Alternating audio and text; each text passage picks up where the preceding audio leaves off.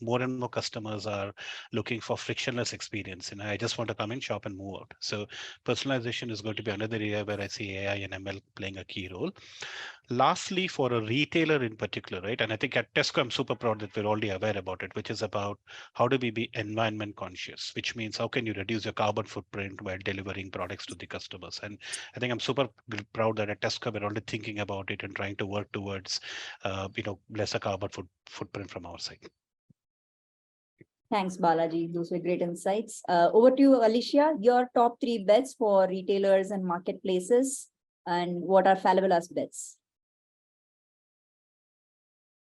I'm mute. Sorry. We have a huge focus on data. Of course, we need to improve our decision making, but also we should base more products in data. Of course, scalability across markets is key for us because we have presence in many countries at the same time. So build something once and then reuse is key for us. Of course, the impact in the environment, as Balaji said, is key. We are working to be free of carbon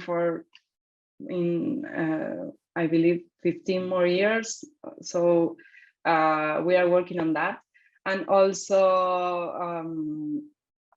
how we can achieve a cost-efficient logistics capability is also one of the things that we are working a lot. Of course, mobile experience is key to be the most important marketplace in every country where you are, because it's a great place to build engagement and a deeper relationship with your customers. So we are working on that, of course. And it's not related with technology, but one of the things that we are putting a lot in our priorities is diversion. Diversity, how you can balance better the positions for minorities, women, men, and how we can create a more diverse company for the future of this world is very important for us. So take care of our environment and be a diverse company is key for us in terms of the sustainability of this business in the future. Awesome, that's great, Alicia. Thank you for that. Cynthia, finally, if you were to gaze into the crystal ball, what would be your top bets, and for John Deere as well? Yeah, so I think overall there are studies that show that by 2040, 90% of sales will happen online, right? So that's a big jump if that study turns out to be right. But also, if you think about it, that is also building a lot of competitiveness. And if you think that, if you think about it, on average, Americans are being targeted between 4,000 to 10,000 times a day with different marketing, right? Whether we're consciously aware of it, or sometimes we're really good that, you're not really aware that you're being targeted. So with such a competitive market, how can you make sure that you're standing out, right, from an e-commerce perspective? And that goes back to my focus on personalization. But personalization is not just about data. So how do you build an AI-powered e-commerce platform or marketplace platform so everything is automated and powered by personalization, whether it's dynamic pricing, whether it's search relevancy, whether it's about the offers that someone is receiving, whether it's about the channel on how they're receiving the offer, right?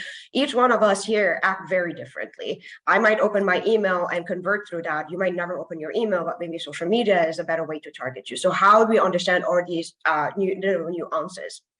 Now, as you go global and you have a larger pool of customers, it becomes very challenging to not only, get all the data inside and build the automation, how do you serve them the content, right, that is relevant to them as well? And I think this is where, in my opinion, we're going to see the industry moving towards more of like content automation, right? Whether it's leveraging like OpenAI or other tool sources, how do we leverage content automation where, everyone is receiving a different message?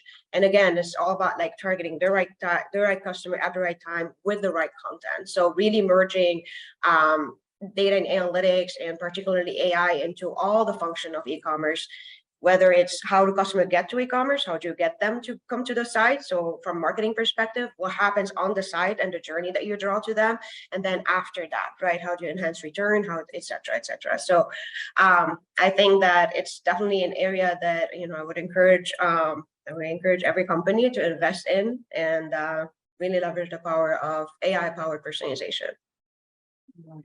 Thank you, Cynthia. Those were some great thoughts. I will also now share the results of what our audience thinks about the big bets for future. I think the top ones are increased personalization. I think we agree with all the similar thoughts that our panelists had, and XR, social commerce, and metaverse. So very interesting thoughts. So with that, we come to the main section, which is the panel discussion.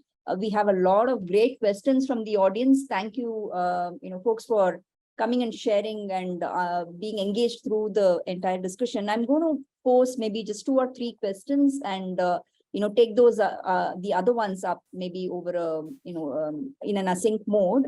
So first one is for you, Cynthia. How far ahead?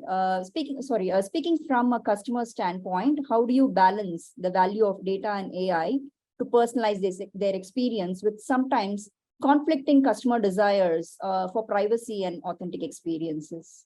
Over to you, Cynthia. Yeah, that's a very good question, right? And it's a very fine line of how do you use data. Again, like I always use this terminology, but use it to be a butler and not a stalker to your customers. You want to create this journey for them where they feel like such an ease to use, but also you don't want to creep them out. So I think that, there's different ways to leverage personalization. There's obviously the piece of like leveraging some personal data that the customer has willingly shared with us, or some behavioral data that the customer has willingly shared with us. But we also need to work on that within, with data governance, and when you go global, within the global rules around data governance, data privacy, etc. I think that, again, there's a fine line between that, and I think that companies are still working on how to find the right balance there, but it's definitely a big focus for us at John Deere on like creating an easy journey for them, but also respecting and abiding by the rules of data governance. Got it. Thank you, Cynthia. The next question is for Balaji. As we get increasingly focused on meeting the customer anytime, anywhere, is commercial viability of online marketplaces being ignored across the world, at least in the short term? What are your thoughts? Can you please repeat the question again? Yeah, so as we get increasingly focused on meeting the customer anytime, anywhere, is commercial viability of online marketplaces or commerce platforms being ignored across the world, at least in the short term? It's a very interesting and a very difficult question, to be very honest, because I'm going to really sort of talk about, even the Indian context where you try to deliver a pizza within 30 minutes. And I think we normally penalize the pizza provider for not delivering within 30 minutes, right?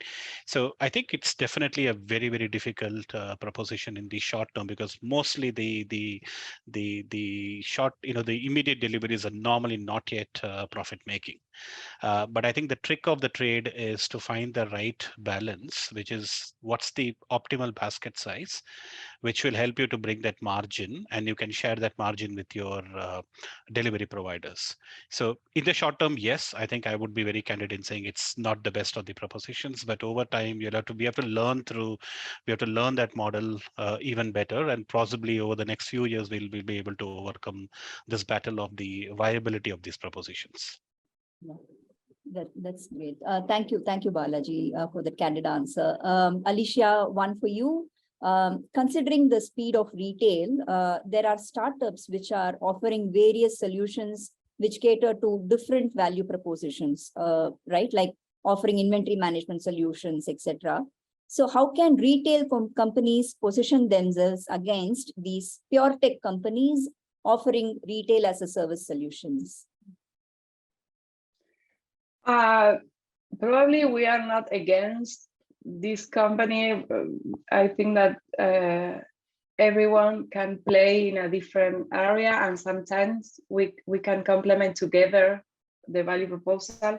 as Balaji mentioned, when you are a huge company and you already have a huge brand, you should prioritize very well when you are going to partner with someone else, security, scalability, how they are playing the role with employees, how they are with the environment, many things that when you are a startup, sometimes you are not ready to play in that security, you know, because you are starting. So I think that there is a balance. Sometimes we partner with some startup to build or to test some hypotheses together, and then we should think how we are going to scale in the future, and that used to be a challenge. So I think that we are not in a different lines of the truth. We are maybe sometimes we are complement.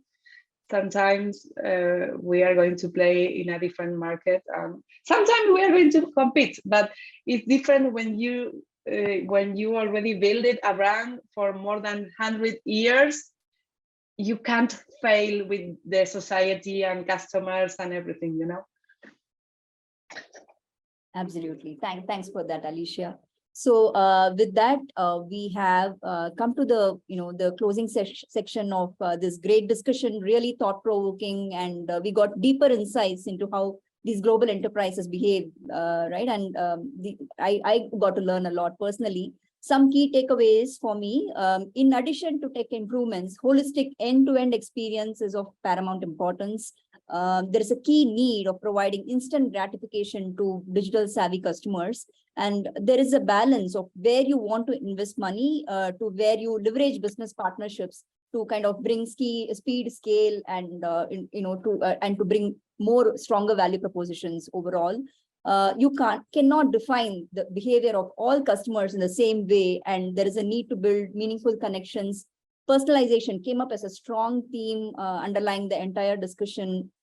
Customers are researching online, but they do come to shop in store. So omni-channel is the way forward. And lastly, in terms of the key bets, machine learning and AI, focusing on data to improve decision-making, scalability, focus on diversity, sustainability. All of these are going to be paramount as we look forward to the future of e-commerce and marketplaces in general.